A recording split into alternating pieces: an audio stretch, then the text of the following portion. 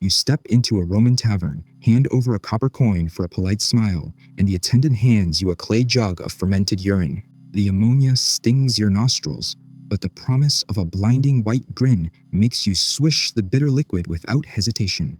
It feels like a joke. It feels like a trick designed to make you gag. But look closely at the teeth in that tavern. They are not rotting. They are not missing. They are remarkably intact, and they stay that way longer than we expect. You think this is just gross ancient hygiene. You think it is a desperate hack by poor people who had no better option. You are wrong. This was not a lack of choice. It was a sophisticated dental system built on empirical science we are only now beginning to understand. By the time I finish this story, you will see your own bathroom mirror differently. You will see that our modern obsession with minty freshness might have blinded us to what actually works. The Romans did not just tolerate urine. They engineered it into a potent bleaching agent, and they knew exactly why it worked better than many herbs or roots before it. Let's rewind. Forget the movies for a second. Forget the scenes where everyone has black, rotting teeth. That is a myth. Look at the skeletons dug up in Pompeii. Look at the remains found in London under the modern streets. Many of these people lived into their 50s and 60s. Their teeth were surprisingly well preserved compared to expectations. Their gums held firm longer than we assume. How? The answer lies in a substance most of us would run from: urine. But not just any urine. The Romans had standards. They had supply chains. They had experts. In the year 77 AD, a man named Pliny the Elder wrote a massive encyclopedia. He did not write it as a joke. He wrote it as a manual. He noted that aged urine was superior for dental care. This is the first shock. We assume fresh is best. The Romans knew fresh was weak. They needed age. Why? Because time does the heavy lifting. Fresh urine contains urea. Urea is relatively inert, but let it sit in a clay jar for a month or two, and something changes. Bacteria go to work. They break down the urea. They turn it into ammonia. Ammonia is a strong base. It is a bleaching agent. It kills bacteria. It dissolves stains. This was not accidental. This was empirical science before the word chemistries existed. The Romans understood that if you wanted a white smile, you needed alkali, and urine was one of the most accessible sources of alkali on Earth. But here is where it gets even stranger.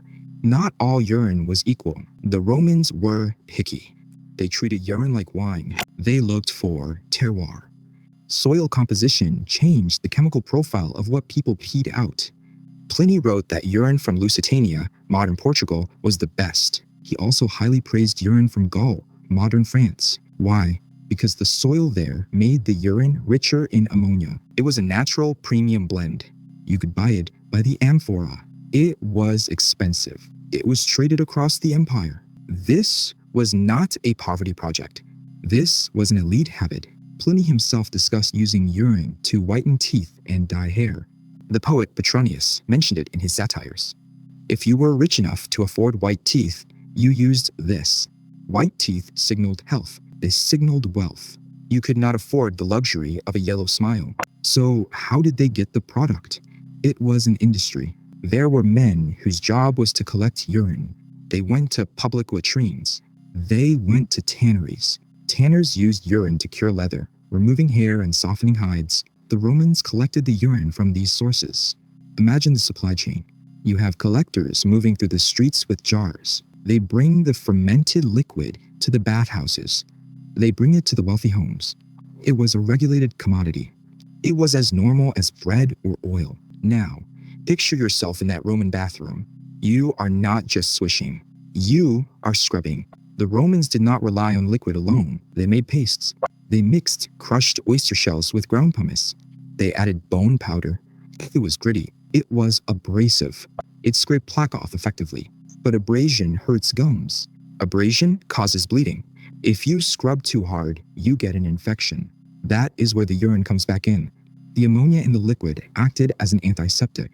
It killed the bacteria introduced by the scraping. It prevented infection. It soothed the tissue. The urine was the solvent and the shield. It cleaned the deep stains that brushing could not reach. It whitened the enamel by breaking down organic pigments. It protected the gums from the damage of the paste. Archaeologists found tools in Pompeii to prove this. They found metal probes. They found small pots with residue inside. The residue tested positive for calcium and organic compounds consistent with aged urine. This was a regimen. A scrub, a rinse, a protect. It was comprehensive care. You might be thinking right now, this sounds dangerous. Ammonia is corrosive. It burns skin. If I drink bleach, I die. Why didn't this hurt their teeth? Good question. You are forming the smart objection. The answer is concentration and frequency. They did not use industrial strength ammonia. They used fermented urine. It was strong, but it was manageable. And they used it regularly. More importantly, we have to look at what survived. We have skeletons with dental calculus. Tartar builds up when you do not clean well. Roman skeletons show less severe decay than we expected. Their teeth were often worn down from grit. But they were not universally rotten. The ammonia likely helped reduce the bacterial load, preventing some cavities. The myth says all Romans had terrible teeth. The evidence says their hygiene was actually quite effective. They prevented decay more effectively than previously assumed, using a chemical agent against bacteria. They just happened to call it urine. Think about your own routine. You brush with minty paste. It tastes good. It smells sweet. It feels clean. But does it kill the deep-seated bacteria? Does it bleach stains over years? Maybe not as well as ammonia. The Romans prioritized function over comfort. They accepted the sting for the result. They built a system that worked. It was gross to us because we lost the context. We lost the supply chain. We lost the understanding of why the burn meant safety. We prioritized pleasant flavor over raw chemical power. We traded the bleach for the bubble. And now, many people need expensive dentists to fix damage from diet, genetics, and neglected care. The Romans knew that a smile is not just about looks, it is about structure. They used urine to keep that structure intact. They understood that clean does not mean fresh smelling. Clean means sterile. Clean means strong. So when you think of the Roman mouthwash, do not just think of the smell. Think of the science. Think of the fermentation. Think of the soil in Portugal and France. Think of the collectors moving through the streets with their jars. Think of the paste scrubbing away plaque while the ammonia killed the germs. It was a sophisticated dental care system. It was optimized by trial and error over centuries. It was used by emperors and slaves alike. It was effective enough to preserve teeth for decades. You are holding that clay jug again. The liquid is warm. It smells like feet and chemistry. You take the sip. It burns. But you know why it burns. You know it is working. You know it is stripping the stains and killing the bugs. And in an hour, you will smile in the mirror, and the teeth will be white. And they will stay that way. The Romans did not have fluoride. They had ammonia, and it reduced decay. The question is not whether we should go back to drinking pee. The question is, what else we gave up for the sake of a pleasant taste?